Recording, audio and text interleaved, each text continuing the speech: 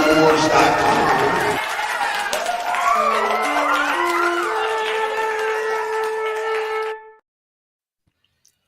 Hey, YouTube.com. I'm Jason Ward from MakingStarWars.net. And today we got our good buddy Star Wars Meg with us, which is nice. Not you. You thought I was talking about you, Rob. I'm talking about Star Wars Meg. You thought I was talking about you, Thank Chris. you for having me. I'm talking about cowgirl Star Wars Meg. And it's great to be here. Yeah, it's always nice to hang out with you, especially when you're able to say the F word a lot, because this makes me laugh. But how is everybody doing? Oh, good. Everybody's good. Okay.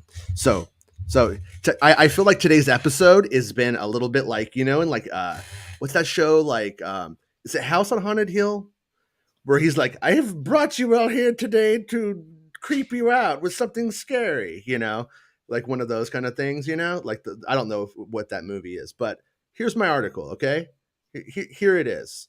And I didn't let Meg know, and I didn't let the Kurtz boy know, and the Emperor knows because he's the Emperor. I couldn't keep it from him. He would have shit his pants if I didn't tell him.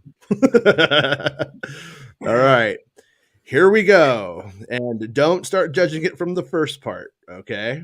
But somehow IG-11 has returned, and Grogu's armor explained. As the Mandalorian readies to wrap production and complete its final reshoots for the season, I have some exclusive information to share about developments for Grogu and friends. Baby Yoda gets his Beskar armor at some point during the story. Even the children are called to fight, and we see armored foundlings in action next to their caretakers. In fact, in the next season, Grogu technically fights for Mandalore as a foundling in ways you would not expect. It appears in the next season of The Mandalorian, Star Wars' favorite space nanny is back. Somehow, IG-11 has returned. What does the droid have to do with Grogu's armor, you ask? The IG droid acts as a mech for baby Grogu. That's right, Grogu literally sits inside the chest of a modified IG-11 who has been reinforced with Beskar and has been turned into the foundling suit of Mandalorian armor. The little critter is well protected and as dangerous as ever. IG-11 is controlled by Grogu. However, he also acts as Grogu's Jarvis. IG gives him data on probabilities of success and protects the child when need be. And Grogu kicks some serious ass in the series once this upgrade is put into play. He literally beats the shit out of some stormtroopers. So how is this possible? We can only theorize at the moment as to how IG-11 is back after exploding at the end of season 1 of The Mandalorian. I suspect that the Jawas we see scrambling after the fight just before Moff Gideon emerges with the Darksaber are probably somehow responsible for his salvageability. Or we can speculate it is a new IG droid entirely, but crew members are calling Grogu's new mech suit IG-11. So make of that what you will. My sources have said that the duo come to life via puppeteer's chroma keyed suit, sort of like 3PO in The Phantom Menace. And sources also say they expect Taika Waititi to return to voice IG-11 via ADR recording during post-production. So, yeah, what do you guys think about that? Is that wild? Does that make you happy, or does it make you groan? What do you think? I think it's pretty insane. Yeah, right? Are you happy insane or sad insane? Confused, but happy insane. Okay. I can't imagine that without it being a parody in my mind. Yeah. They could have got like they should have done like Yoda with a Wookiee. Mm-hmm. Got Grogu his own Wookiee to transport him around. Little Wookiee manservant. Yeah. Like I said, like they're saying it's IG-11. Like they're literally saying IG-11. And our buddy Baymax here in the chat made me like a quick mock-up. I didn't know which one to use, so I just grabbed the red one, dude, and I just threw the watermark behind it. But this is not an exact replica of what it's going to look like. This is just us throwing it together, getting something out there. But and then I go into a couple of honorable mentions of ways that we've seen this recently in Fortnite, and looks like the one of them didn't load up. But yeah, also you could think of Morty's mech and Rick and Morty. And so my sources talked a little bit about the genesis of this. And the concept was first implemented by Dave Filoni in Star Wars The Clone Wars for a character named Serapaz. He was a tiny bounty hunter who used a droid body as a mechanized suit. Serapaz was going to return to fight alongside Boba Fett in his duel with Cad Bane in the Interrupted series. The concept is said to have evolved from asking the question, what would it be like if Serapaz used the High Singer assassin droid as his new mech suit? They never got there. While that series was canceled, the idea was resurrected to solve how Grogu will fight in Star Wars The Mandalorian's third season. Missing a word there because I always got to mess something up. In this instance, IG-11 made the most sense for the suit considering the child's relationship to the droid. So, and then I basically know that some people will be upset that people are always coming back to life. But I think in this instance, it's a droid. So I guess it's maybe the least egregious. Yeah. Kind of reminds me of Kang from Ninja Turtles. Like he's gonna be right in his stomach. You know what I mean? Yeah. Yeah, it is. Crazy to see. Crazy. Mm-hmm. Yeah, and there's gonna be like other little kids, little children Mandos fighting next to him, doing, Mando jiu-jitsu or whatever it is that they do out there. On Mandalore.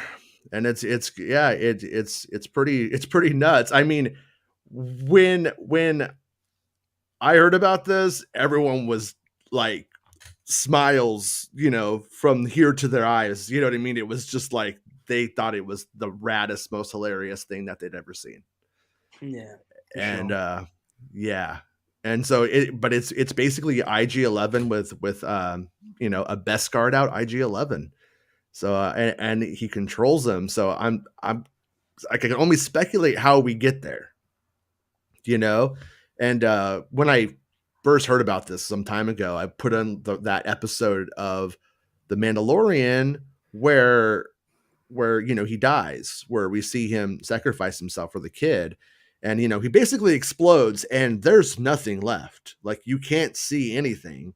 Yeah. And then we immediately, the next shot is pretty much Moff Gideon's tie that's been shot down, and some Jawas walk over and try to rip parts off. Then he comes out with the Darksaber, and then they scurry off.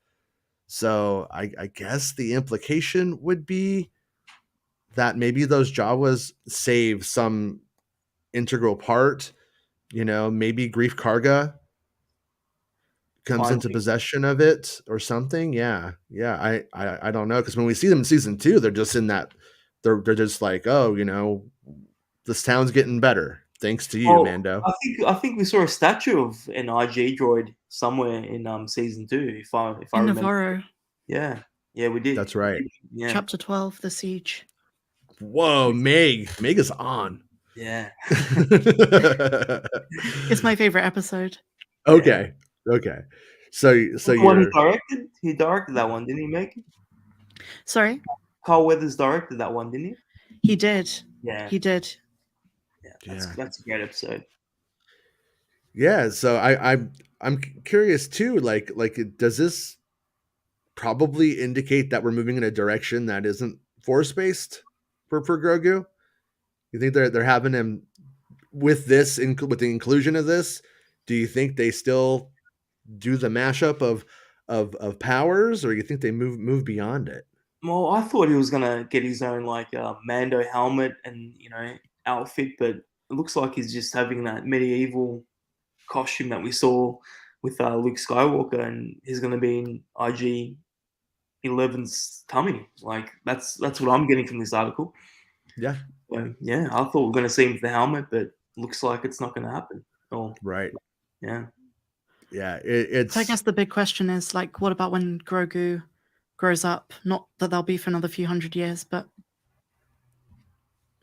right. What's gonna happen? Yeah.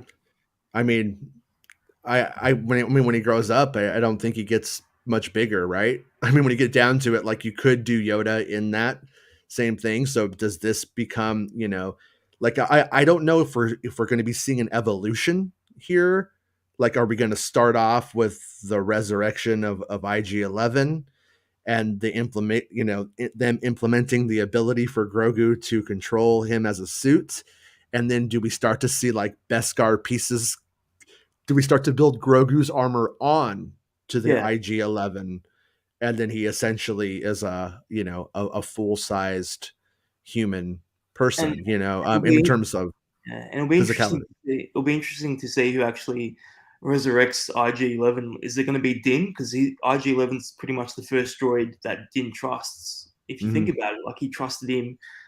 He took the helmet off. I think that was it's the last episode of season 1. So, and when we first meet Din, he didn't really trust droids. So maybe he resurrects him. Who knows? But I think that's an interesting way to go. Yeah, it's got to be I mean, I don't know. I feel like it has to be like an episode. Like there has to be an episode devoted to bringing him back. At least I would think so. To bringing him back, and then how all this stuff happens. I mean, like when we got the N1 in Book of Boba, where they're like putting it together and stuff. They did that for the N1. Granted, that was Book of Boba, which kind of just did whatever it wanted. But you would think in this series they would have to do something like that. And I'm a little bit like, I'm a little bit nervous about like the idea, like once again, because I hope it doesn't. I like the concept. So if it happens to be a new IG droid who they've done the same kind of programming to and whatever, that could be cool. But it's kind of cooler if it's IG-11, since what's the name? Quell, whatever. I can't remember how to say his name. The little Ugnaught guy was the one who did the original Quill. Did the original like programming for it. So in a way, I kind of like it in the series like vibe if that continues through, because then it's like we see the pieces of the past stories sort of culminating in the building of the warrior Grogu in a strange way. Definitely. And that could be fun. And I think children are gonna love it. Yeah, it's gonna sell a lot of merchandise. I was going to say the same. They're going to make Funko Pops, action figures, slap it on a T-shirt. No, absolutely. I mean, it's Hulkbuster Grogu, right? I mean, it's Hulkbuster for Grogu. At the end of the day, and it is. I told you, it all comes down to a key image. You draw what is the craziest, and so I go, the craziest thing I could think of is to put him in the little Mando armor, and then someone goes, I know. John likes Iron Man. And then he's like, check it out. And then you put him inside IG-11 droid. You're like, well, that's even fucking crazier. Especially if they modify his helmet to look a little Mando-ish. Like if they modify IG, like they give him a little bit of that little Spartan look on the IG helmet, Because they have to do something to protect Grogu. Obviously, in Boba Fett, he can't sit there and deflect every laser blast, right? And even if he was wearing Mando armor, they'd hit him with the bolt, he'd go flying. Like, even Mando's going flying when he's taking some hits. So they got to give Grogu a way to be more proactive in the series, or it's going to be the same thing. Din has to protect Grogu this episode. Then Grogu gets some force powers and save the day. Like they have to move it forward somehow. This seems to be the best. I mean, if it was a Wookiee, like Meg brought up, Wookiee could just get shot like Christensen, right? So this gives you a lot more story possibilities that the series hasn't had so far.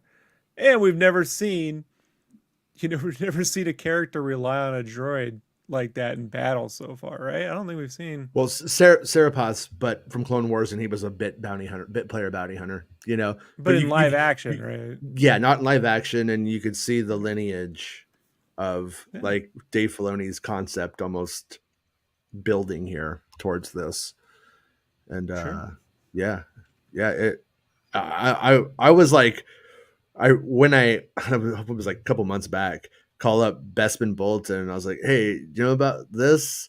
I'm like, I gotta tell you this. Do you know about this? And he was just like, we sounded like we were, two people really into the New Kids on the Block, like in the 80s, like we were gonna start crying and jumping up and down. Man, I think it's dope, dude. Don't take my I'm just envisioning all the sequences in my head. You gotta that's what I do. When you say that, I start playing all the different the way like they're down, the kids are down, and then all of a sudden you hear ching, ting, ting, ting, ting, ting, you know what I mean? And then he's in it.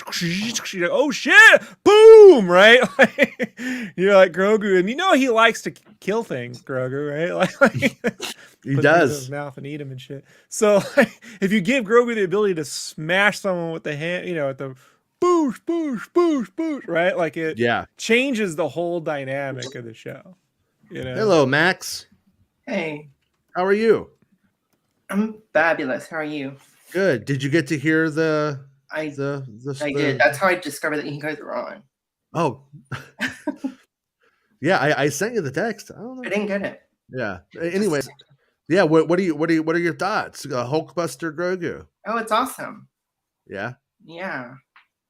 Anything new with Grogu, I love. Yeah.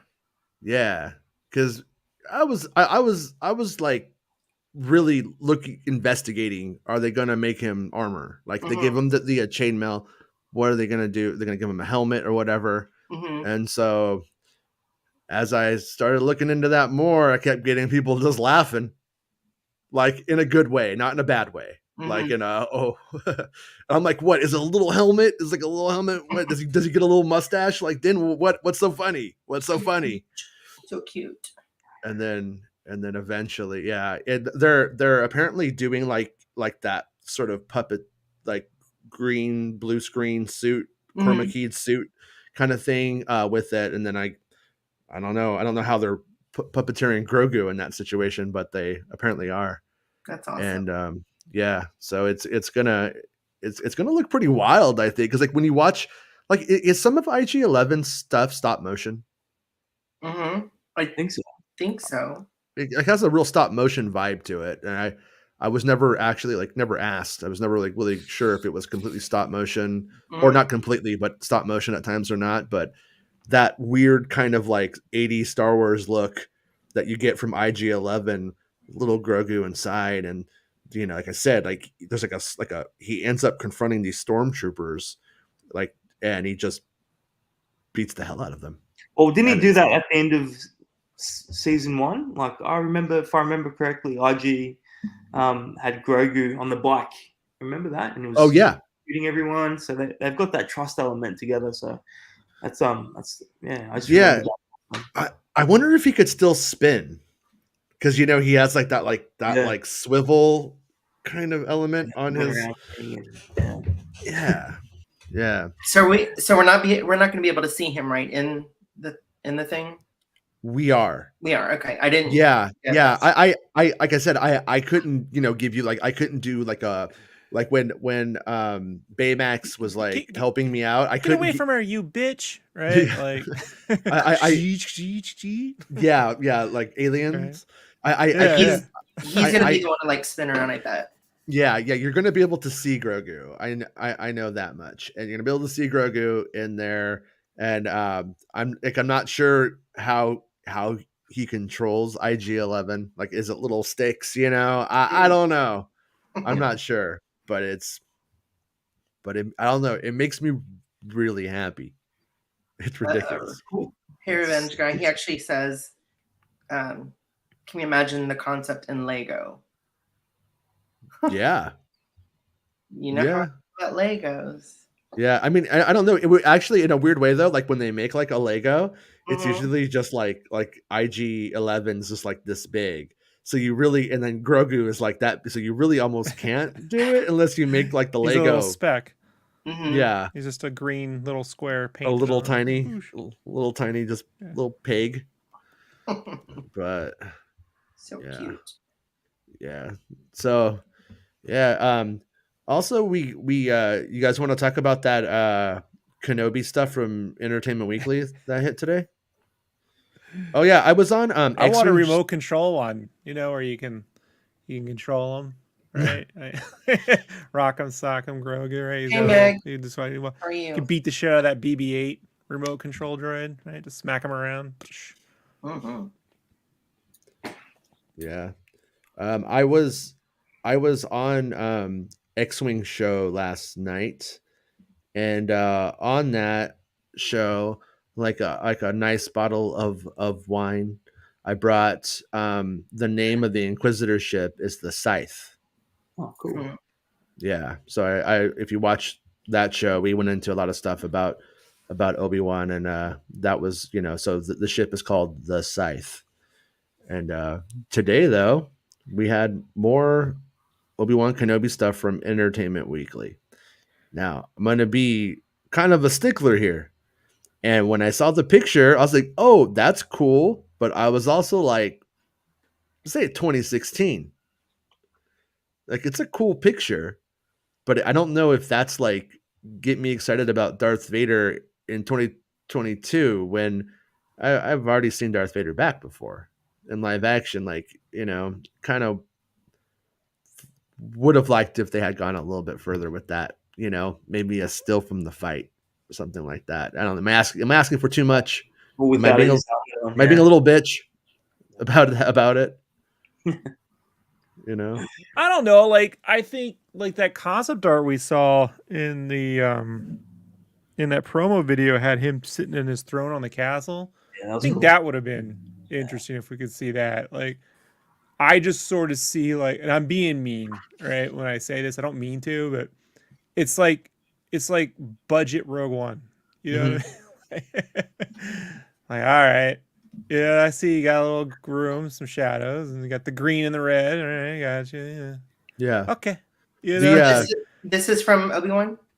yes. Okay, I thought I saw it online. I thought it was Rogue One. No. That's Hayden Christensen in the costume. I think that's the only thing that makes it exciting in a way. Just knowing that Hayden's under there somewhere. Yeah. He looks so good. Yeah, and even that like is a bit of a I mean, for the photo it is him, but for the most part, unless the helmet's coming off, it's not him. Like I have that article where I name all of the people who are playing Darth Vader, and Hayden's really cool in the articles. He's like he talks about I think I have it in here, but he talks about like Rogue One, and he's like, yeah, this Vader predates me. Like, I thought what they did was great, but yeah, I mean, I like I said, I saw it today, and I was like, man, there really was an opportunity to make this a little bit neater. But if there's more coming, and this is just like, they don't want to blow their load too early. That's the thing. They got to keep shit coming, so they can't blow their load too early. That's my opinion. But, yeah, Meg, I wanted to know what your opinion was about. Do you think, because that said teaser, do you think we're going to get a trailer? Oh, absolutely. You do? Yeah. I think he'll 4th? be. I was going to say May 4th, and that's something I put forward in a video, but at the same time, isn't that a bit too late? For the full trailer. It's pretty close. It's about what, 21 days? Or yeah, about 21 days out. Yeah. I mean, this teaser was pretty good though, so they could maybe go later with it, but yeah. Because like I think it was Rob, was it you yesterday who was saying if they do it, that's when they have Darth Vader in it. That's when you do the Darth Vader trailer. Or am I misremembering? He's breathing in this one, so he would be actually in that other one. Yeah. The full one. Yeah, because that would be pretty exciting. Because they're probably just trying to show off the Inquisitors in this one and give those actors a chance to really shine. And if you put Vader in this one, no one's going to be talking about him. Yeah. You know what I mean? So you're trying to give the other characters a chance. Like, you got some Owen in there, Obi-Wan's like enough of a giant. Oh, so, but once you put Vader in, it's just everyone's gonna be like, we don't care, we just want to see the fight. Yeah. Show us the fight. I don't know if you saw the two articles that Entertainment Weekly posted. There was the Vader one, and then there was one with all of the behind-the-scenes interviews and things. And interestingly enough, the one question no one wanted to answer was if James Earl Jones was voicing Vader. But I think, Jason, you said once he is. I said what I said was the people working on it, the crew, thought he was. Okay. And I was never actually like satisfied with that. Like it's their assumption, but I have never heard that he recorded anything, for instance. So I'm a little bit like, I don't know what they're doing. I don't know what's going on with that, to be honest. Yeah. The crew spoke about it as if that was happening. Is it? That's a good question. That's the big question. Yeah, I don't know. Look, I love James Earl Jones, but like, it's the one thing about Rogue One that everyone was like, I don't know what Tarkin. No, Vader's voice is off. And I just think now that we got that deep fake that can just completely generate Luke, like he's already semi-mechanical, that voice. It's like, just get the youth in it. I get James Earl Jones's age, but like, this is supposed to take place, before New Hope. Yeah, how old is he? Like 20, 30 years old? Sorry, Max. He's just pushing 30. Sorry, Max, go ahead. No, there's just something recognizable about his voice. Versus, unless they except that I've seen other people do his voice and it sounds identical. Like it's his voice in a normal film, sure, but as Darth Vader, it's not. It's an easy. Look, it's harder to emulate Mark Hamill as James Earl Jones as Darth Vader. Let's be honest. So, do you know that's James Earl Jones doing the? I mean, you would know. Like no. So, I mean his voice, not the breathing. Right. Yeah. I'm just saying, like, the actor himself is just... Can they de-age his voice, like still record him, but tweak it to where... They can get voice actors that sound exactly like him. I haven't... He just sounded way too old. He was like a croaky old man in Rogue One. I didn't think of it like that, but it's recognized, even if it's... I don't know. And I think even if it does sound old, I mean, he's a machine or a part machine. Which I think is fine. What if they just cut to him and he's like smoking, and then by the time we get to him later on, he stops smoking. True. Well, look, I mean, he's on Mustafar, so I get, he probably is like inundated with sulfurs. It's pretty ashy. I'm just saying the voice is off in that film, and so it's been 5 years since that film, so it's like can't be any more youthfuler. And if we already got computers doing entire Mark Hamill voices, right? The whole thing, then come on, what are we talking about here? I just want the sound. Right, that's all in this one, I don't necessarily subscribe to the computer voice concept because this isn't a fight. They are literally trash talking during battle, and so I'm not sure if that's possible. I'm curious. I don't know, but I'm just all right. Well, then think about the last time Obi-Wan or Vader trash talked during a fight when he was Darth Vader, which was really during Empire Strikes Back. Like, think about the way James Earl Jones enunciates. He never told you about his father. He doesn't do that now. Like, I'm just he's not that. He's not there. Huh? You should do that. Let the Invader Zim do it for all I care. I'm just saying I get it, and I get I'm in the minority with some fans here, but I feel like. Are you there to be like, we got the whole gang together, or are we here to create a seamless experience? Well, that's the tricky thing. When do you? That's the tricky thing. Like, when do you let a legend go? Like, when is it time to recast Luke? Is it time to get a new voice for Vader? That's a really tricky thing with these legacy characters. When do you do it? I don't know. When yeah. And then the other question I would have is James Earl Jones's performance the way that it is, or does it sound the way it sounds because he comes in and goes, "I'm Darth Vader," and then they're just like, oh, "That's Darth Vader," and nobody thinks that you question it because to them it's just like, great, are they not critically analyzing it as it's happening? Like how you just said, he doesn't do those enunciations. That's definitely you're right, and it should be a part of it. But at the same time. I'm curious if I've ever been tricked by somebody who wasn't James Earl Jones, though. I feel like I usually know when it's not James Earl Jones, and it's usually not the same. I was going to say exactly the same when Rob was like, there's loads of good impersonators. I've literally heard no one that actually sounds identical to James Earl Jones in the original, and I guess Revenge of the Sith as well. Yeah. He got to sound closer than a 98-year-old James Earl Jones does. I mean, I disagree with that because you can still tell it's James Earl Jones, even if it's a bit off. Hey, I hear you, but like it's LA. There's about 1 billion voices. They put one casting call out for this. Someone sounds like Darth Vader. Like this is impossible. I could put it this way. There's a person I grew up with, my babysitter, right? Her oldest son looks exactly like my father. Now I wondered, right, why that is. He's got a real biological dad. Just turns out that there's a certain amount of genetics to go around, and this kid looks exactly like my dad. Like to the point where even I'm like, what the hell? It's throwing me off. So like there has to just statistically be, Now maybe they're not in their current circle of like Lucasfilm friends, but there's a lot of talented people out there, So I don't know. This isn't about Darth Vader anymore, is it? That dry British I thought since we're talking about fathers,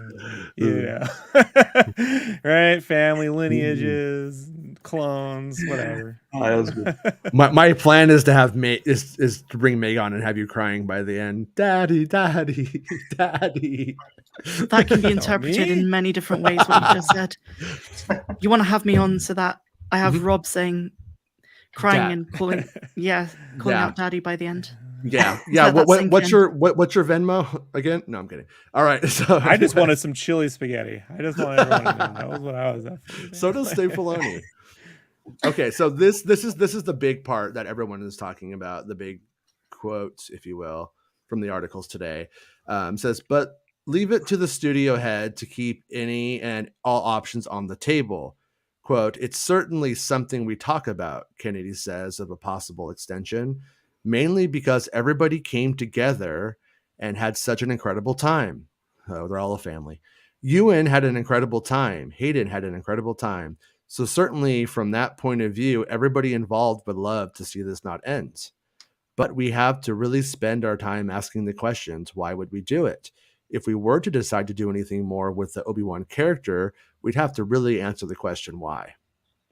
So this is sparked like a ton of discussion online today. And my brain went very cynical. I was like, by the time they work out doing something else, he's going to be older than Alec Guinness. That's my theory. but yeah, what do you We have think? deep fakes now, Jason. True. No, you're not wrong. They should. I think that's something that they would have thought about in the beginning. Yeah. It's a natural question, I think. Max, I agree with you, but this is the studio that just made the Boba Fett series, and what they think about just they create in ways we don't fully understand yet. But what I'm saying is that if you have a project, I'm sure the next question is, well, could this be extended, some way, shape, or form? If they initially said no, we're not going to, that question must have popped up somewhere along the line in the early stages, I think. Not just, we had such a great time. And I was kind of hoping the series would end on a perfect note and not think about like season 2 or anything like that. But now, it's all, I don't know. I was just kind of hoping it would just end and, we're all satisfied. But yeah, I kind of hope we don't get a season 2. Meg, what do you think? I mean, they're calling it a limited series, but it's going to breed spin-offs because Obi-Wan, Vader, the Inquisitors, they make Disney and Lucasfilm a lot of money, which, as Mark Hamill says, is the only thing that matters. Yeah, and also too, like they I think I mentioned this in another show that they would eventually have characters that are of interest that would, like Meg is saying, spawn a spin-off of some sort. Yeah, I kind of think that the spin-off angle with some connectivity to the character is the most likely avenue. Mm-hmm. And there's that concept art you see in the I don't remember why they released all that concept art now. One of those Disney events, and we saw like that rebel looking base with like the air speeders and stuff.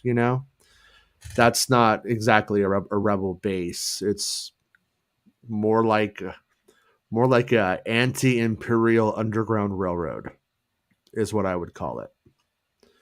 And I could kind of see that turning into something that is sort of its own Star Wars spinoff down the road. Mm-hmm. And in my opinion, if that stuff is well received, I think you could just count the days until they start developing that series. At the same time, if that stuff isn't well received, then obviously it'll just be a forgotten plot element that we get in the middle of the series, you know. What age was Alec Guinness when he did A New Hope? Let me Younger see. than Ralph Macchio. Wasn't What? it 56?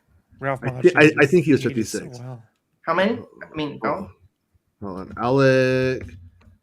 Alec Guinness's birthday is what I should look up, probably. So Alec Guinness was born in 1914. And how old is he when? Oh, never mind. I'll look it up. He is. Yeah, he's old enough to drive. He was like, he's 50. So I thought Alec was in his 60s or older. Yeah, he's not like I said. By the time they go and we get 5 years out, they're pretty much going to be about the same age as he was in A New Hope. I mean, not that it matters because Ewan McGregor's like a super attractive looking man who could play younger very easily, you know. Mm-hmm. And like we were saying, also with they're going to make Hayden Christensen look 19 in this. So we all know Alec Guinness party with Aleister Crowley, so it took off a few years, you know. Age you a little bit. Magic. No, I just like putting that rumor out there every 3 years, so it's I'm about due. It sounds legit though. I believe it happened. I believe you. I've been doing this since 1999. So Hayden says, I wasn't part of any of those conversations about Rogue One, but I loved what they did with it. The character predates me, and it's always been a collective effort in a lot of ways, and I thought it was brilliant. So, you know, I don't know if there's really much to add to that, but I thought that was interesting because there were all kinds of rumors back then from people saying, oh, they're talking to Hayden. And, well, you could see who is bullshitting now on that one. But there's in this EW article. They just meant that people are talking to him again because they hate him. You know, they be hating Hayden. That's what they used to say at Lucasfilm. It was really rude, but no, that isn't true. He was Canadian, so he said sorry. Eventually, a meeting was arranged to see how serious the actor. This is about Ewan McGregor. How serious the actor was about possibly appearing in an Obi-Wan Kenobi film as part of a series of standalone movies outside of the 9 installment Skywalker saga. They just said, look, we've read what you said. You'd be happy to do it. We just want to know if you mean it or if you're being polite, because we're thinking that it could be an option, but we want to know if you're in or not. And I said, absolutely true. So yeah, they kind of get into a little bit of the like the back and forth with it. Like they even do acknowledge that they had started. I don't think they say it, but they had acknowledged that they had started like pre-production, like at Pinewood, on getting a film going. And then Kathleen Kennedy said that the script isn't good enough, and she put the brakes on it, which I ultimately think is great. You know what I mean? Like yeah, we could have a few more Star Wars movies like on our shelf right now or on Disney Plus right now, but if they're not any good, if they have like massive flaws, then kind of so what? What? Mm-hmm. What is that? What is that? What is that sass? We may have seen some massive flaws as of late. Oh, like we're talking about Book of Boba Fett? Yeah, they dropped a Mando-sized turd. You know what I mean? Like, they dropped a code chain size. Rob, you love Chapter 2 of Boba Fett. What are you talking about? Well, that's true. You have me there. I'm a little bit of a hypocrite. But you know what I won't do for Space Lizard, I don't know. You know? Yeah. So the article goes on to say, and I just pulled the interesting parts, like at least the interesting parts to me. That's when Disney's then CEO Bob Iger decided to take on Netflix. When Bob Iger very specifically said, "We are going to start to shift our priority to making series for Disney Plus, we were launching the streaming service. That really was what shifted our strategy, says Kennedy. We started to look at the opportunity in the streaming space where we could do long form storytelling. And we realized there was an opportunity to experiment in that space without the level of scrutiny that happens when you release a feature. That last part makes me laugh because this is Star Wars. Everybody today is scrutinizing Homeboy's big ass Bob Chapek looking head.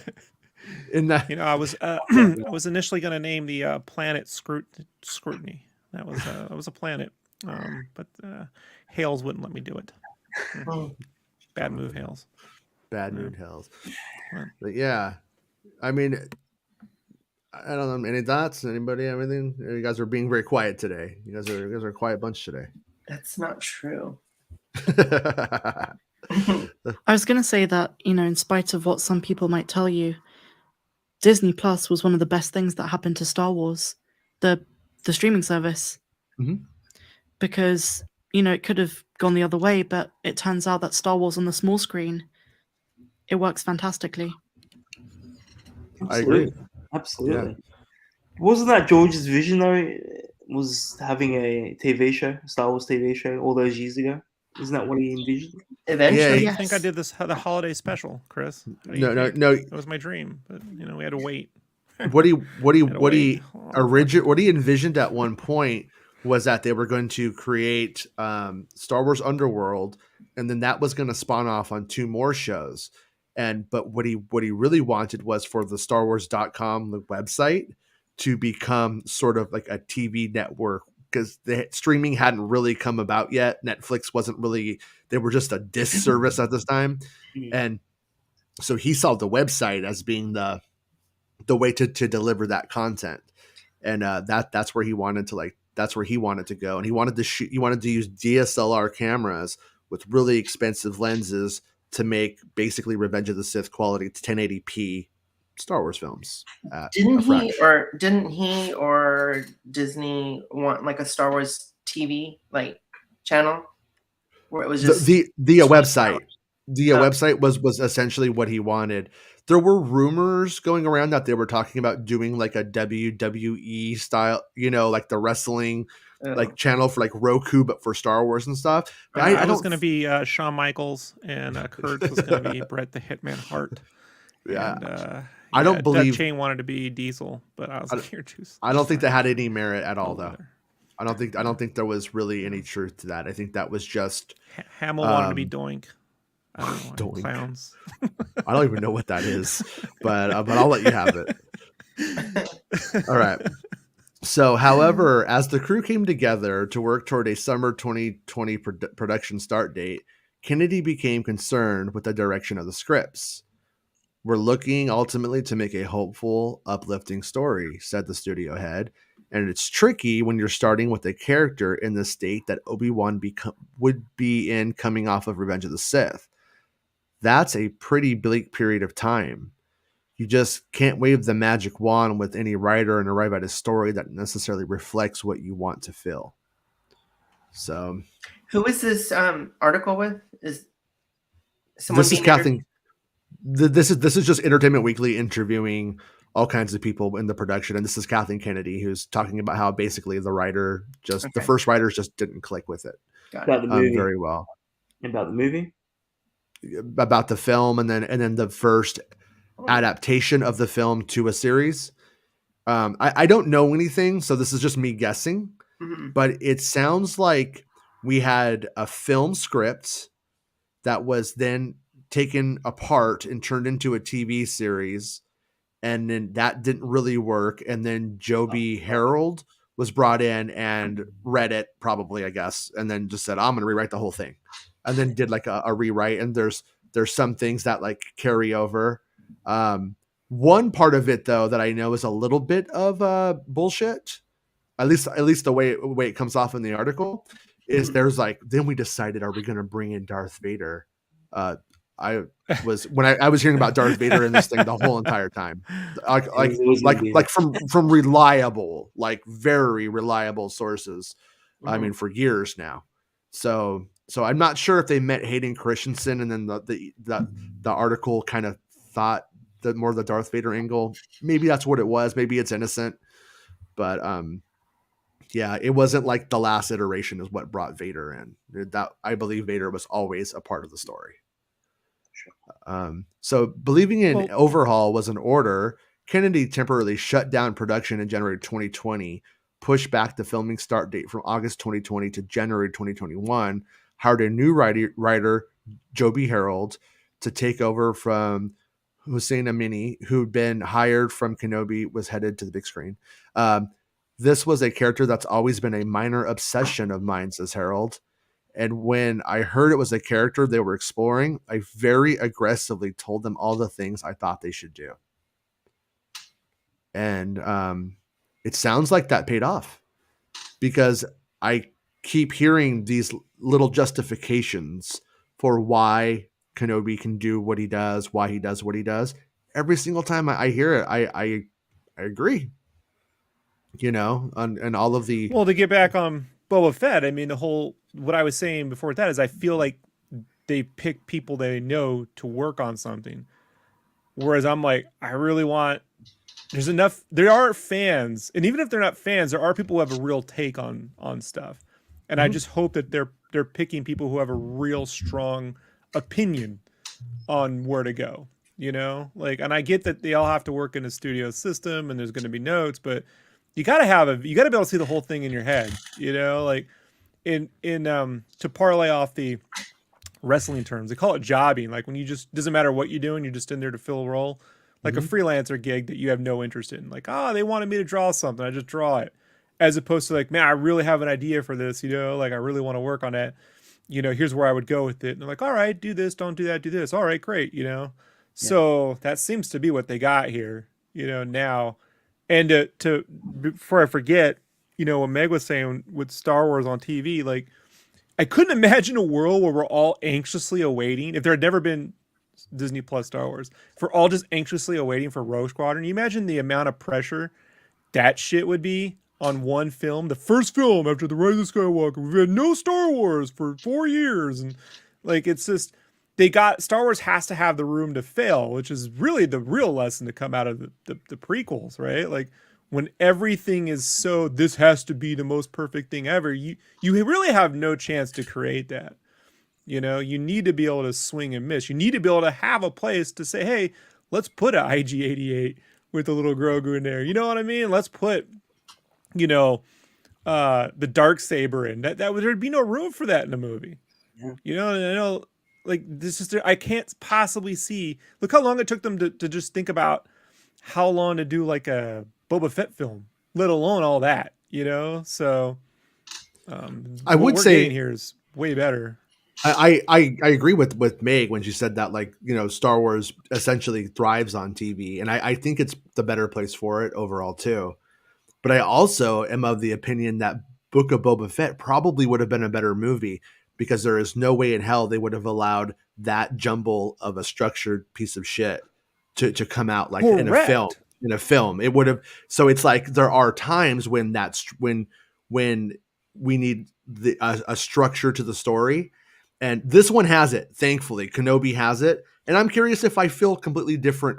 I might see Book of Boba as this free-flowing piece of jazz when we have all of these shows. I'm just like, cool, it just did whatever the fuck it wanted, and I love that. But Boba Fett could have been a coherent film, but like Solo could have just been like it didn't really take off with the audiences. You understand what I'm saying? Like, and so even then, it's still a quote-unquote failure from a standpoint of if they had a $150 million budget, and they had to go and also spend another $150 million on marketing, and it barely cleared $300 million, you know, then it's still a failure from a financial side, you know? Sure. And it's a failure from an energy side, like you're not excited. So I'm not saying Star Wars should only be a TV show thing. What I'm saying is they have to create a situation where new people can come on to direct episodes, new creative talent can come in and work on Star Wars, whatever that is, and it not feel like it's all on you, kid. Now you're the Star Wars person, you know.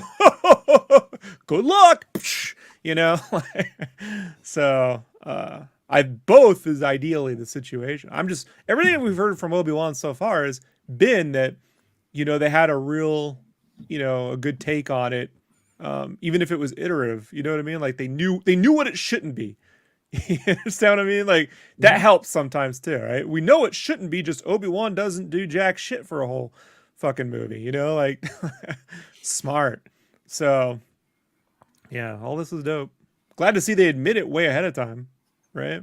Yeah. This is probably the most honest I think Kathleen's been in an interview in terms of like, I said we're not doing that. We had to start over from scratch. Like they don't really talk about that. The thing with Kathleen Kennedy is that I think she's always very honest and very forthcoming, but she just doesn't actually talk. She just really doesn't usually talk to anybody. Well, no, she just doesn't do it.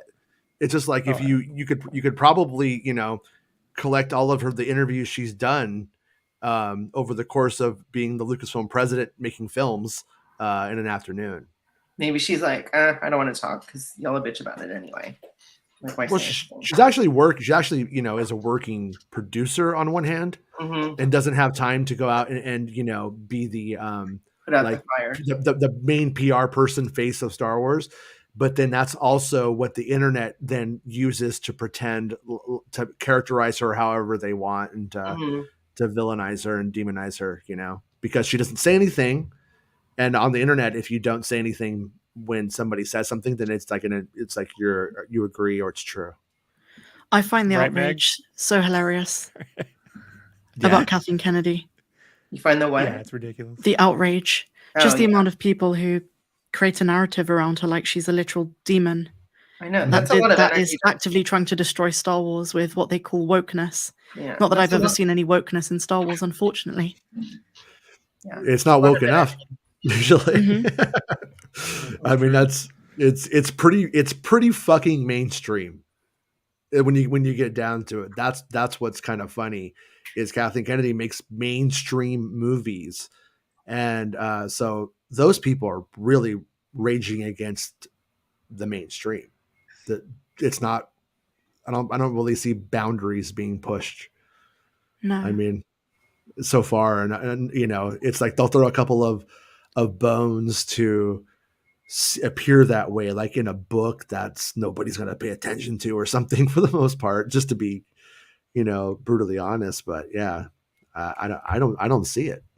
Yeah, I just don't. Is it wrong that I really wanted to see now? I really want to see that James Mangold Boba film. Like, I kind of wish we got that. You know. Yeah, am I remembering this incorrectly? But didn't Mangold set that straight that was never true? Yeah, he said that because I was the one who kept bringing it up, and then he went out there and said that never was happening. It's not true. We only get the news from Mangold, MangoldNews.com. Like, you know, like Mangold's the only place to get the Indiana Jones news. He told you yesterday. Yeah, true. He fucking very. Don't you go out to Italy and take photos. They're fake. This is going to end with Mangold beating the shit out of you. I mean, we agree, right? God, please do it. I'm gonna be like Bill Murray in Little Shop of Horrors. God, I just really love all of this. Oh God, yeah. Well, just trying to hurt me, and I'm just like, oh. Here's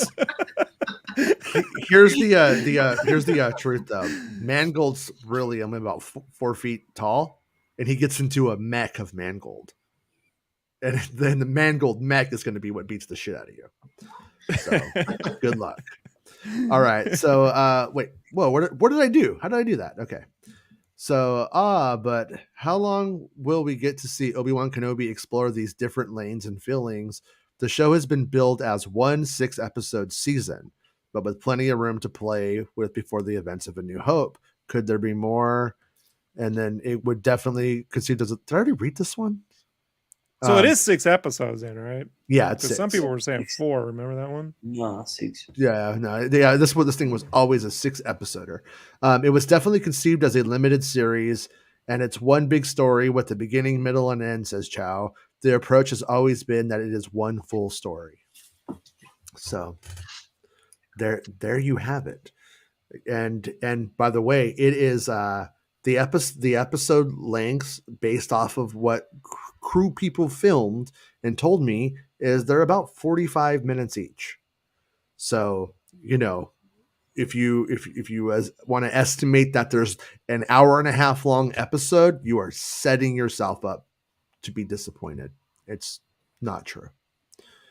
They're just as long as the episodes of The Mandalorian. I mean, there could be one that's like an hour. I wouldn't say that there couldn't be, but if you wanted to talk about what's the average, it's gonna be about 45 minutes. So yeah, 45 is better than 30, 32, 35 minutes. I'll take that. I mean, I would love it's when one is 45 and the next one's 28. I'm like, what is this? Like, just pick a fucking time, you know? Hey. Or 15. Like, if it's right, it's right. Weird. I mean, if the episode's right, it's right. Is my take. It should not do a 28-minute episode and then do a 40-minute episode. It's really weird. Like, I think The Mandalorian season 2 had a lot of varying episode lengths. Did it throw you at all, Meg? It didn't throw me. I loved all of it, but yeah, I don't know. Some people found that some of the longer ones could have been shorter, and some of the short ones should have been longer. Yeah. I mean, I'm all about it. I'm all about like efficient editing. You know, like get on with it and get out. Like that's Star Wars editing for me. We were talking a little bit yesterday about like the pacing of. I think we were talking about it. The pacing of Star Wars, and like, you know, Revenge of the Sith is kind of like, you want some of that slowness, but you don't want it to really be slow. You want like a fake slowness, so you have time to brood on the moments and to feel them. But like in Episode 9, you don't really get that. You just kind of keep going, just trucking through, hoping nobody pays attention to somehow IG-11 returned. But I don't want slowness when they're in a giant space battle, zooming in between ships. That's when I'm like, speed it the fuck up. Like, I get the slowness of the Falcon in between asteroid fields or something, but sure. Like, I'm just like, it's a giant battle. Speed it up, George. What is this? Why are they so slow? What's going on here? Gungans throwing stuff at the camera. Okay, so it goes on to say, but leave it to the studio head to keep any and all options on the table. It's certainly something we talk about, Kennedy says, with the possible extension, mainly because everybody came together and had such an incredible time. And that's the one I think I already read. Mm-hmm. And then, because he couldn't be here today, I saw Baymax made this in Star Wars Santa's. That's hilarious. Yeah, and I was like, this is too good. Good work, Baymax. Rob, can you do it in impression? Like, I know who that is. How did he get the movie? I'm curious to hear Star Wars Santa's thoughts on this. It sounds like wait, X-Wing is I think having some feelings about things going on, but I think his response was, bro, what the fuck? Wait, come on. Bro, what the fuck is that? I mean, like I said, I think it's I'm hearing it's amazing. So, and then Hawks all, brah, we are on board with Hulkbuster Grogu. I am. I think it sounds fucking cool. Everyone's gonna lose their shit when they see that in live action. And then next one's all taking notes here. Don't wear my ruined by Kathleen Kennedy shirt around Meg. Yeah, Meg. Well, what do they look? If they're complaining about this, I'm like, you said show you something you've never seen before. You haven't seen this. Like, you've never thought about it. No one was like, it's on their Star Wars bingo for Mando season 3, right? No. Like they've conjured up something that, like, but again, Jason, this is why as an artist, I try to never describe my ideas to clients. I go and draw it first. Mm-hmm. Yeah. So you bear the brunt of describing something, and most people, no offense out there, I'm a masochist. You don't have the imagination. Really? They don't have the imagination to see what this looks like in a scene, you know? That's like, my silence isn't, I don't know about, I'm seeing all the scenes, you know, watching them play in my head, then I forgot I'm here. Like, that's what I do as an artist. I just go in there and go in my little picture land and just imagine all the way Grogu is this little, that's why I was like, oh, they could eventually give him a little Mando style IG helmet. And then you've never seen a Mando IG droid too, right? Like, how cool would that be too? Like, you can give him extra arms and shit. I mean, honestly, like, the only thing they could do to fuck this up is if he coughs. Like that. If he becomes a little grievous. That'd be stupid. It'd be stupid. You like open it up, and they open up Grievous, and little Grogu's in there. Like, this is my other ride. I already Pull it apart, and it's got those peeked little over. stringy heart bits.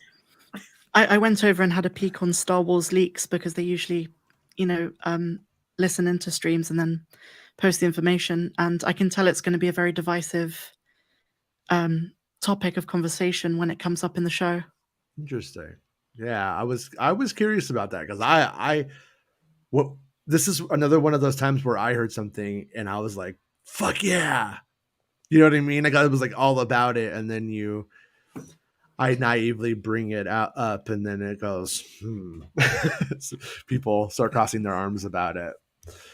That'll be interesting. Imagine but Jason, had you said before Mando season 1, hey, there's gonna be a Baby Yoda as the whole basis of the show, people would be like, oh, it's a Baby Yoda, come up with something new, stop touching my trilogy. Like that, you would have never heard the end of it, you know? Mm-hmm. Like it would have been just as divisive, right? Yeah. Divisive? Divisivity. I'm American. I don't know how we say that. So yeah, they would have thrown a shitstorm, dude. But I trust the Mando crew, you know? As long as I don't want to say who, there's certain people I just don't want directing that episode, you know. X-Wing says, Rob, I also haven't seen someone have sex with an elephant. It doesn't mean I want to. Okay. You know, I actually was going to put that in episode 2. So, you know. Max Rebo. Ifantmon. That's why. And Yazum and Max Rebo. Ifantmon and Max Rebo are dating. Effantmon. Jesus, you just liken Grogu in a mech suit to an elephant having sex. Like, I'm hyperbolic much? I'm going to be curious to hear other whatever YouTubers and whatever hosts or talk about this concept and not mention you. Oh, that's to be expected for the most part. What about these rumors we've been hearing about Grogu and what about these? Whenever I hear a YouTuber who covers Star Wars news and then they don't say the source, I'm like, okay, that's Jason. Mm-hmm. And then I'll go to MakingStarWars.net and lo and behold, there's the article from like 2 days before. Yeah. Yeah. I guess I'll take it as a compliment. As a compliment to my punk rockdom. Ewan said, with all that we know, it seems that it's implausible that Leia's capture is an Inquisitor trap for Kenobi when they're on Tatooine looking for him. Do you still think it's the case? No, they're actually not there looking for Obi-Wan Kenobi when it starts. They land on Tatooine because they've chased Nari to Tatooine, who's looking for Kenobi. And when they land, when they finally kind of have him triangulated, if you will, like they know where he's at and where he can be. Reva wants to go kill him, and the other Inquisitors, like I think the Grand is like, hold on, we don't need to rush this. We could see what else is going on here, because they haven't been there, I guess, in a while, maybe or ever. And so they're successfully tracking Nari at this point for the most part. And so Reva feels Kenobi is there. And she says something to the Grand Inquisitor like, I think I sense him. And then he's just like, nah, man, he's a shadow. He's a ghost. You'll never find him. Pretty much like the Last Crusade lines about Marcus Brody, but it's true. And she like is a little bit dejected. With the camel. Yeah, she's like a little bit mad about it, She's like a little bit like this guy, because he's an arrogant son of a bitch, basically, and she's right, and he's just an arrogant fucking son of a bitch. So he overlooks her potential and her power, and so and then Kenobi is meets Nari. You hear those lines in the trailer. We lost the war. Like those are in my article. Like some of those lines are like literally in the text of my article. Mm-hmm. And then he goes, go bury your lightsaber in the sand. And like I keep saying, the fucked up part is, I think Nari I don't know this part, but Nari may actually bury his lightsaber in the sand like Obi-Wan told him to. And then we may see him in that cafe getting confronted by the Grand Inquisitor or by Reva with her lightsaber. He doesn't have one to defend himself now. So he is killed and then strung up. And when we see the shot of the boots when he's been strung up for everyone to see, Obi-Wan is going to walk into that frame, go into save Leia, and that's when he sees her. I mean, that's when he sees Nari has been killed, and he's like, "Oh, poor son of a bitch," and then goes on about his mission. So, yeah, it's pretty messed up. It sounds, and it's like he's in between like a rock and a hard place because he's in deep cover. His mission is bigger than Nari's life when you get down to it. Like what he's actually, he can't really help him. So is that don't you feel hanging out there? Because yesterday you weren't too sure. What was that? Is that actually Nari hanging in the shot? I'm pretty sure. Pretty sure it is. Yeah. But so, and then here is a piece of maybe I promise that Nari is like strung up and killed. That does happen. Here is the only piece of part where I'm a little bit confused. Not sure if it was addressed, but it seems the trailer that Benny Safdie is Nari. And here's where it gets a little bit confusing and a little bit weird for me. And this is where I don't know, because I'm just going to be completely honest, is that how I mentioned there's this little bit of an underground railroad kind of beeline story or whatever that goes at one point in the middle of the series.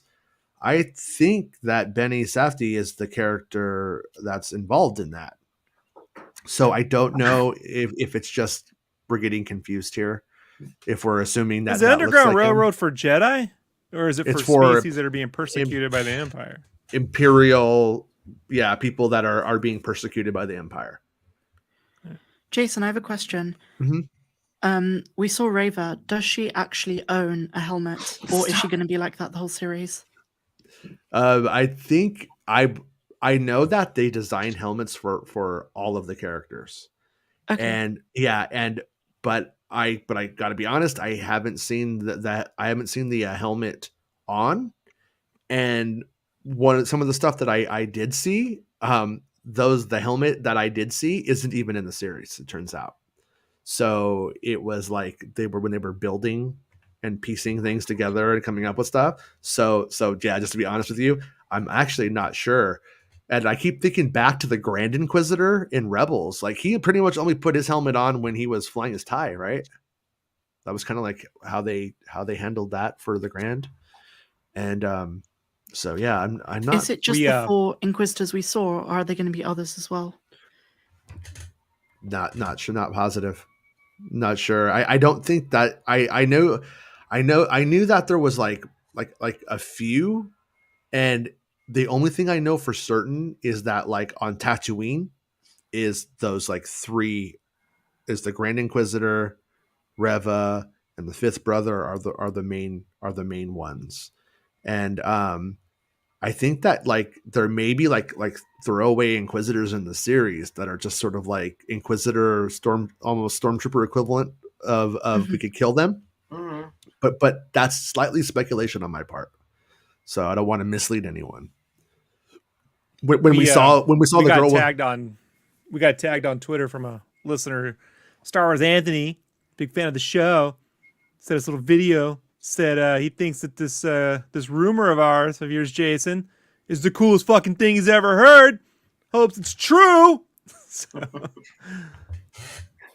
I know we the thing is we don't have the applause button worked up yet.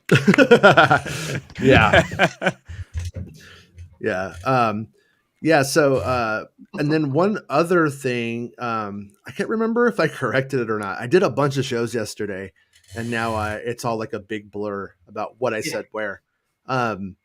Is the one thing that I left out of my original report because I wasn't sure, and now I'm sure, is when Uncle Owen sees Reva harassing the guy and like killing him or like cutting off hands and all that kind of stuff.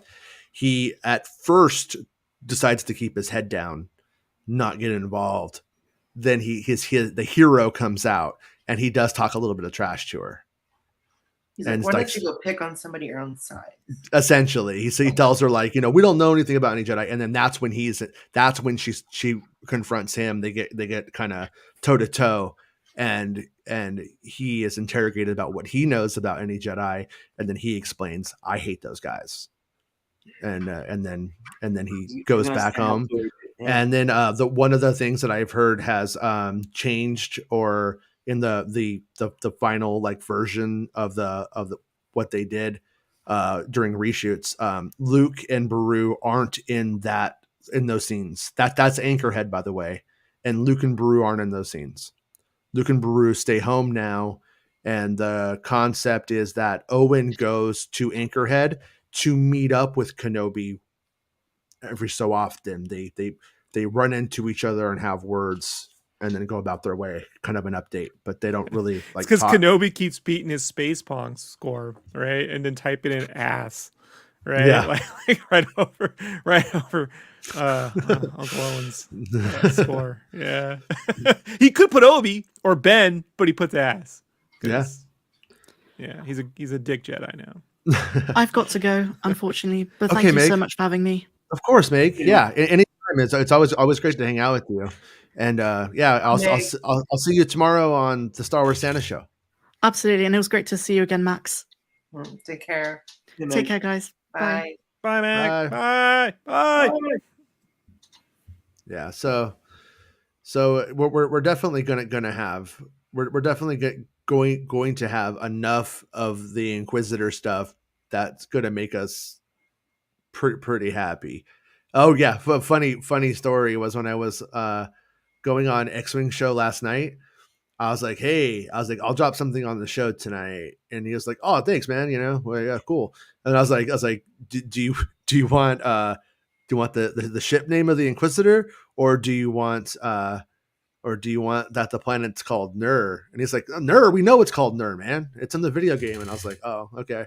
I actually went and worked something, and it was already in the video game. I just remembered it being called like the Inquisitorius, some bullshit, castle of fame and glory or something. To be fair, they could have just changed that shit too. I mean, like us EU fans remember Biss, and then that shit never happened. So like, yeah, it's it true. Happens. Is Obi-Wan seeing Luke wanting the toy cut then? So how I'm told that it ended up playing out in the final version. I'll do an update to the article, or like a new article that lays it out more. But basically, we have Obi-Wan Kenobi leaving the toy. There's more to it, and I'll expound upon it. But Obi-Wan leaves the toy for Luke Skywalker to find in front of his house, but Uncle Owen finds it, picks that shit up, puts it in the closet. Can't have it. Can't have any happiness, can he? So when they go to Anchorhead for their little meetup, he's like, don't leave shit for the kid. Don't do that. Bad Kenobi. It's not about spaceships. It's not about spaceships. About spaceships, though, That's isn't where the it? song came from. Isn't it about spaceships? Kind of, a little bit, George Lucas. But so that like the T-16 Skyhopper, it's still in there. It's still important. Thank you, Joel. Yeah, Joel's all Fortress Inquisitorius. That's what I remembered. I didn't remember Nur. Reminds me of a Nur shark. So he says, Serge, do you have anything on if we'll see Purge troopers in the Kenobi series? They are awesome. I don't. Sorry. Yeah, I don't. Somebody was asking about that the other day, and I haven't heard anything about Purge troopers. In fact, I only know of stormtroopers. I believe stormtroopers and the Inquisitors is kind of what I had heard, and the trailer showed us as much. So, yeah, we'll have to see. We'll have to see though. I mean, you never know in one of these shows what they might just like bring out to up the stakes in terms of stuff for Kenobi to fight and that kind of jazz. Baymax says, I used to push my kids along the Jersey City waterfront, and he'd point over to the World Trade Center and call it the New York City Castle. It should be called Inquisitor Castle. That's what kids will call it. Yeah, right. Kids will call it that. Kids will, and it should have an arcade in the basement. But just with only copies with Dragon's Lair because she's fun. Yeah. It's a hot game. It's hot. I remember when they were filming that stuff too, and this is an estimation on my part, but the stuff with Nerves probably like in the 4th episode. It's probably like around that time, around those moments. That kitty is taunting you. The kitty's taunting you, and I love it. Can you hear me? Yeah, it's funny though. Yeah, we can hear. Oh shit! I had it on mute. No. No, he's trying to break my. Bring him on the show. I want to know what he thinks. I want to know what he thinks about would he or she ride inside of an IG-11 and maybe fight you. And can we put that on the Patreon? Yeah, the Max versus Mecha Kitty. Oh no! See, that's cute. He's daddy, and he's the subscriber only. The room. Right? Oh, that's old. I've heard stories about you, Daddy, that we can't tell on here. You party hard, dude. So Ewan says, could Obi-Wan watching Luke pretending to fly possibly be incentive to buying him the T-16 toy now if the Luke and Brew market scenes were cut? Okay, I know the answer to this, but it's going to be in an article. I'm gonna write that pretty soon. Tomorrow, I'm gonna drop a really good Kenobi article, though, a really good one. But after that one, I'll get to your question here, and I'll make that the next thing that I do. Because your name is Ewan. How could I not? Nolan, my old buddy Nolan says, I think Kenobi is going to do such big numbers for Disney Plus that Lucasfilm will have to do another Kenobi limited series, maybe about training to be a Force ghost with Qui-Gon. Okay, you kill me and I'll come back. I'll come back as a ghost, but just let's work on this now, because if I don't disappear, he's gonna fuck up my body. I gotta disappear. Vader's gonna do some real mean things. He'll string me up like Nari, and we can't have any of that. Yeah, for sure. Yeah. So it'd be really good for shoplifting, junior mints. Like if you could just disappear, right? And what he does is the robes disappear, but anywhere else he left his robes, he fills it back up and he comes back, right? Like, and it's a new power. Makes sense. Yeah. We're going to be talking about some of that stuff pretty very, very soon.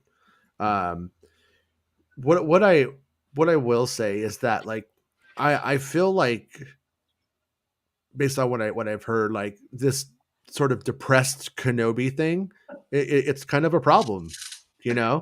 It's sort of like, in a weird way, the story is in no way going to be like, if you're depressed, it's your fault. Don't take that from what I'm saying. But what it is going to, I think it is the takeaway from it is a little bit like, you can let, like, your depression defeat you. There is a part of it where you have to stand up for yourself, like, to your sadness, like in the Never-Ending Story, the fucking nothing. You can let the nothing win, or you can not let the nothing win. And I feel like that's sort of, in a way, Kenobi's battle, if that makes sense, because he has every fucking reason to be a little fucking crybaby, like, all the time. Yeah. But he has every my purse right now. That's how I'm laughing. It's like, got any money? Hey, Toots, you got any beer money for Daddy? Come on, I got a lot of kids. But then in the third act, Pablo Hidalgo comes in and makes fun of Obi-Wan. Oh no, that's not nice. It's just mean. No, come on, mean Pablo. Come on, let him feel his feelings. What's Star Wars Santa up to? Let's check in on him. Hey, well, still dabbing. He's still dabbing. Oh! I got nothing else today. It's not my best Santa day.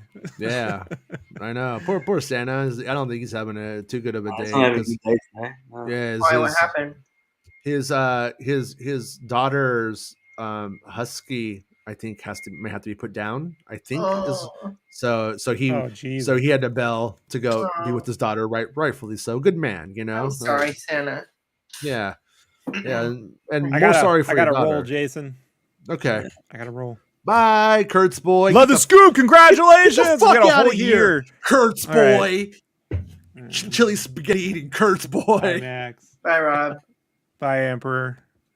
Bye, haters. Bye, Star Wars Anthony. We love you. Peace. Yeah, Star Wars Anthony's the best.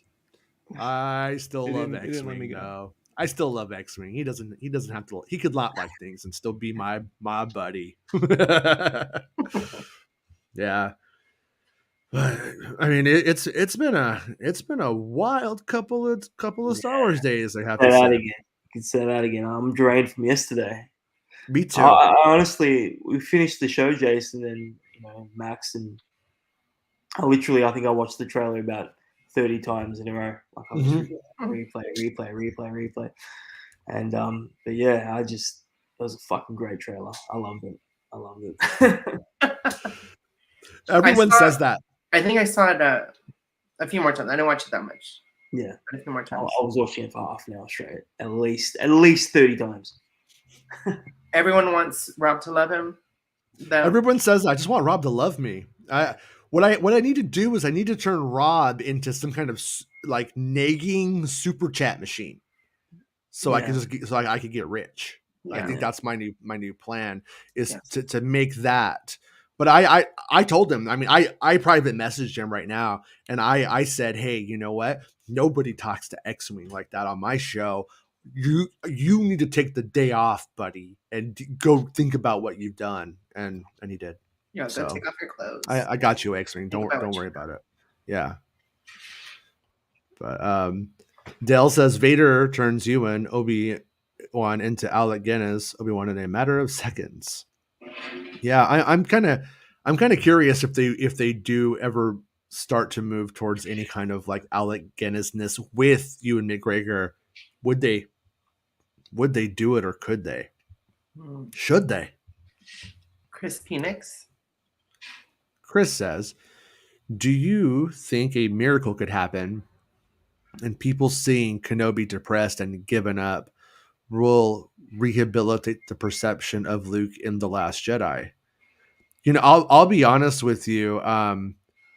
That's been sort of like almost like a worry of mine, and I think I don't think it's like it's totally okay if you don't like the sequel trilogy or somebody doesn't like, but the idea that Luke is in a bad place is all that they see. He doesn't end up there. Like, you start here and then you end up here. He ends up being the Luke that we all know. By the end of it, he literally is going to save everybody. Like, that's what he does. Like, when you have the argument, oh, the Luke would never let somebody not be saved. But then he does it. And so if you don't do it, you just don't really have a story. Like, I love Luke's inclusion in the Mandoverse, as some people are calling it, or the Filoni verse, or the Favre, whatever the hell, that era of Star Wars. I love it. At the same time, what's really fucking happening? I mean, I love it, but let's be realistic. There's a short fucking shelf life for Luke just going, that's part of being number one. Like, it's kind of like, he's just speaking in platitudes, and you can have this, you can have it's there's nothing there there's no change to Luke. Luke is not doing anything. He's a completely self-actualized, done character, as far as the show's going at the moment. And if they ever do want to push it forward, they're gonna have to introduce the doubt. Like, I don't know if I can start this temple. I don't know if I can. Like, that stuff has to start coming in. He can't just be fucking number one. Everything's great. I got this. Like, there's no story growth. There's no movement. There's no character progression. It needs to have some trials. Yeah. But yeah, and they're very smart, in my opinion, with how they've handled Luke, in the sense that they don't have to do it. They just get to give you what you think you want or what you do want. But like I said, that doesn't last. I don't think that lasts forever. I think there comes a point where you're like, okay, but what's next, Luke? What are you going to do, man? Like where are we going with this?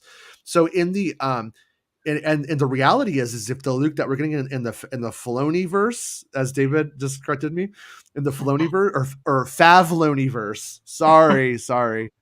And actually, no one ever needs to super chat me. I totally appreciate when people can, and all that stuff, but never feel anything bad about that. It's called the Favloni verse. Where was I going with that? Oh yeah, basically like, yeah, it's a genius call to just have him in that afterglow of Return of the Jedi where shit's kind of going okay, everything's right, nothing's too complicated yet. But if he remained that man, then there is no sequel trilogy. And we could be hyperbolic, like, well, that's for the best, but let's not look at that in that way, because however you feel about it, we do need the opportunity to exist in some way. So like your only other options become like, oops, I stepped in a carbonite trap and now I can't get out. And then you don't have them in the story anyway. Yeah. So I really, I kind of in a lot of ways feel for the plight of the sequel trilogy, because it was obvious to me as a small child, if they were going to pick up post Return of the Jedi, it was going to have to go somewhere like that. And growing up, for all of the George Lucas defenders on Twitter who use George Lucas to push their ideals or their idea of what Star Wars is, that's something that you'll see a lot. George Lucas flat out fucking says that every Star Wars trilogy is about redeeming the flaws of the previous generation. Prequels, I'll kind of get a little off on that one, but that's essentially what you end up having in the stories. So if Luke, Leia, and Han got it all perfect, right, you don't have any reason to go on ever again. They have vanquished evil and the story is done.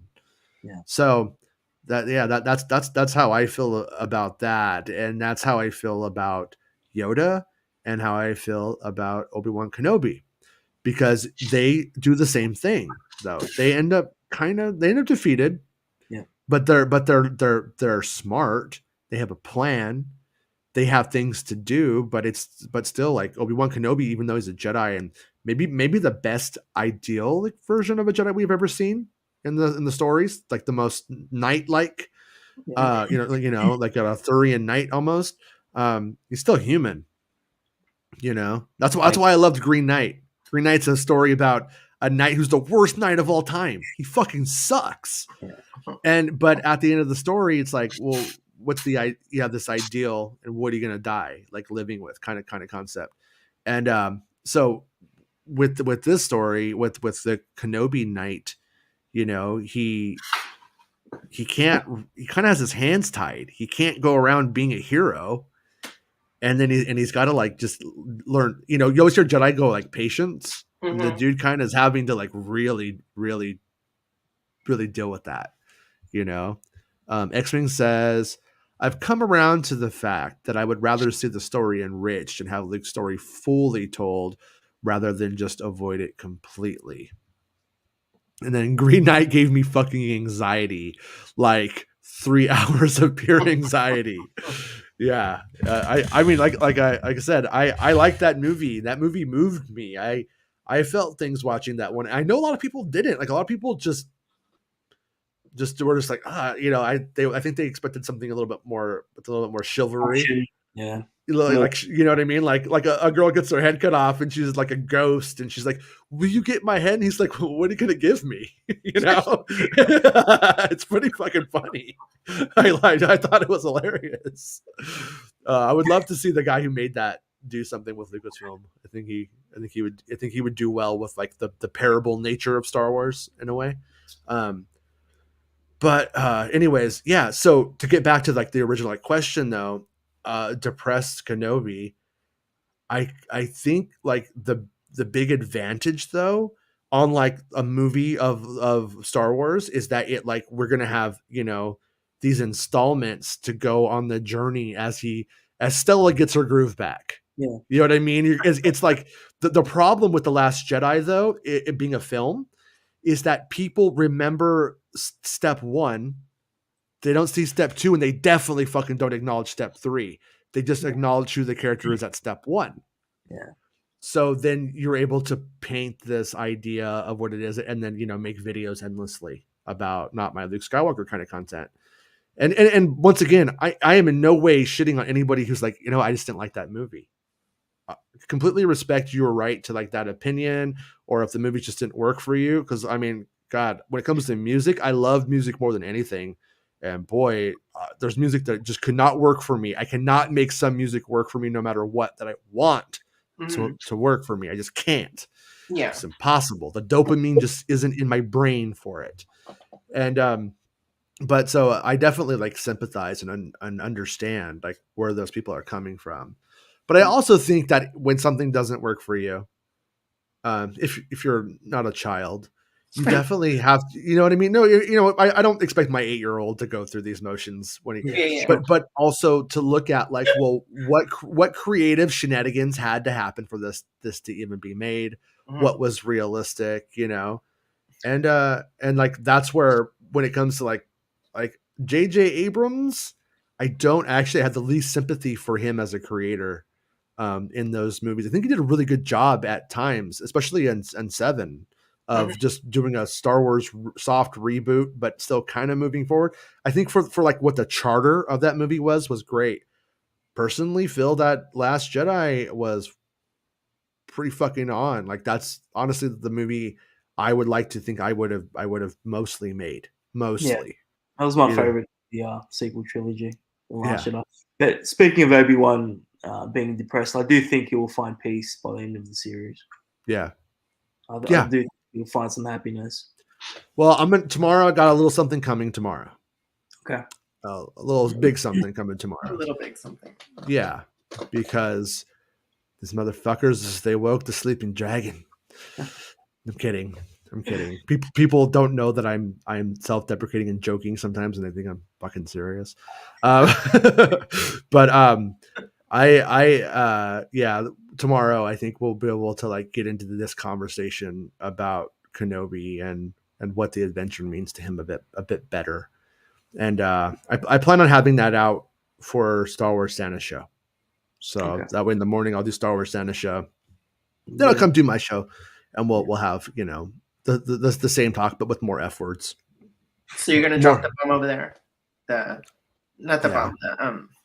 the news. Yeah. Link. Okay. Yeah. I was really looking forward to Star Wars Santa and Meg. I wanted to hear them discuss what I said. Like, that was like the original plan. I felt kind of bad because I had, you know, Meg. I'm glad Meg came and everything like that. But I like her and Santa have such a good rapport. I love listening to them. So I wanted to listen to them. I wanted to tell them and then watch them bounce it off each other today. But I'd already promised the article and stuff, and then Santa had this emergency. So tomorrow I'll go and we'll do another thing. Hey, it's the Best Spin Bulletin. Oh man, Best Spin. I'm waiting for your thing that you're gonna do pretty soon. I'm excited for it. Keep going to bestspinbulletin.com. I don't know when he's gonna do it, so I hope I'm not putting any pressure on him. But Bespin has something cool lined up. X-Wing says, I wish I could have been live to react to that. It's a crazy thought, right? Yeah, it is. It's something where I'm hoping most people are behind it because it sounds like crazy and kind of fun. At the same time, I openly admit, like, the execution is everything. Yeah, you know, for Grogu, for Mecha Grogu. Yeah, Hulkbuster Grogu, Stormtrooper. We'll call him Stormtrooper Buster Grogu is what we'll call him. And yeah, I mean, because it's like, you know, the execution is everything. I also think like when Bespin's going to drop something, and then when he drops it, I'll start talking a little bit about what I know about stuff, and we'll be able to, I think, in a way, contextualize that Grogu. Because I think, like, in a way, if you're just thinking of Grogu, like, you know, it's some random episode now, he's just fucking Hulkbuster Grogu in that village of little kids. You know, you gotta contextualize goddamn Grogu, as they call him. No, everyone's gonna totally shit when they see that. I think Man. so. Like, Yeah, they're I'm gonna just go crazy. I'm just happy. I'm just happy he replied to my DM. That's all I'm happy about, son. Yeah, and then Salvador, how you doing, dude? Says it's obvious the Kenobi series is going to have prequel and original trilogy connections. Do you think it's going to have a connection with the sequels? Kenobi doesn't have a connection with the sequels. I am going to say no. No, I do not. I do not see a connection to the sequels in Kenobi. No, I'm going to say no on that one. And I also will say from what I know that I don't see the opportunity for it either. So it's not like a slight or anything like that. I have a question. Raise your hand. Thank you. Yes, miss. You may go. Hey, did Dave Filoni have any input into this script, being that they're using some Rebels characters? From the sound of things officially, it doesn't sound like it. But he has some, like, I can't remember what his title is, but he's like chief creative officer or something, some name, something like that. So I wouldn't be surprised if like he read the drafts of the script as they came in and said, "Yeah, man, sounds cool. We could do this. Wicked," probably. But as far as it from the sound, and there was like people have said that they like, Favreau and Filoni were like there every day. Like I never heard that stuff. But I wouldn't be surprised if they were there sometimes. You know what I mean? But I also think because like it happened a couple times or one time. Mm-hmm. Doesn't mean it was all the time. I think your mic might be feeding back very lightly. No, it's outside. Oh, okay. It's okay. I was going to say, because if it is, let's go like full Nirvana and start just like busting our equipment up. Nobody's ever done that on a podcast show. We can become the Nirvana of podcast shows. It's that blower thing outside. That's funny. Sorry. You thought the Power Rangers reference were bad before, dude. If it's cool, I'm into it. Hey, Boomer says, "Hey guys, hope you're all well. We'll watch the full stream later. Loving all the Kenobi stuff, including the first look at Vader. Chest lights are right, so I'm happy." Yeah, do you remember a while ago when I was talking about the costume? I mentioned that the chest lights were super fucking bright. You could see it in that one that they're bright. I think I said they're bright like Rogue One, I think is what I wrote. And they're definitely bright, just like Rogue One. But also, I'm curious if what people who like know all the Darth Vader parts and stuff have to say about it, like in the end, because I'm curious to see like what's that guy's name is Gino something. I can't remember his last name, but he does like this like replicas of like Darth Vader, and like he's doing this Yoda puppet. I follow him on Facebook, and it's fucking brilliant. Like the Yoda. I can hear you. Yeah, I can hear you. Shit. Max, you're fading away, Max. No, you're fading away, Max. You're being erased from time. He's on click private. No. Yeah, you're here. We see you. You exist. Creative director. they're all. He's like, Kathy, I'm a director, right? Yeah, you are. I'm a really creative guy, right? Yeah, Davey, you're our creative director. No, it kind of does sound like something condescending you would say to someone. So, hey, Santa, just getting back from helping my daughter. I hope it wasn't too draining, and you're doing okay, man. I'm looking forward to hanging out with you tomorrow. X-Wing says, "Hey, Santa." Ewan says, "Thanks for the answers. Do you think the Inquisitors will be introduced at the Fortress in Episode 1, talking about hunting for Jedi? Or will that not be around until Episode 4, like you said?" As far as I know, that I know like it's important in Episode 4. I can't say if we cut to it before then. I honestly don't know. The majority of the filming of that stuff happened then. Did you guys notice how the back of that chair is Darth Vader's castle? The top of the ship is the same as Vader's the top of the Scythe ship, the Inquisitor ship is the top of Vader's castle, which we were joining as the Batwing, and the back of that chair. So I'm curious if that's Darth Vader's chair. Maybe I don't know. No one ever bothers to leak when Darth Vader sits in a chair.